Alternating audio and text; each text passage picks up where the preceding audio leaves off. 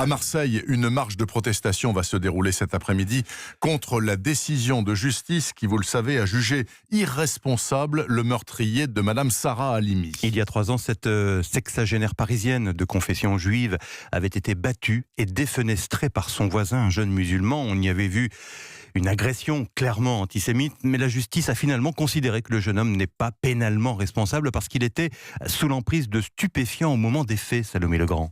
La décision des magistrats s'appuie sur un point commun aux 3 enquêtes psychiatriques. Les 7 médecins consultés concluent que Kobili Traoré était, au moment des faits, atteint d'une bouffée délirante aiguë. Bouffée qui a aboli son discernement. Pour l'un des psychiatres, sa prise de cannabis étant volontaire et consciente, il s'agirait d'une simple altération. Mais pour les 2 autres collèges d'experts, soit 6 médecins, le jeune homme ne pouvait pas connaître les effets de la prise de cannabis sur son psychisme. Ils écrivent: au moment des faits, son libre arbitre était nul et il n'avait jamais présenté de tels troubles antérieurement.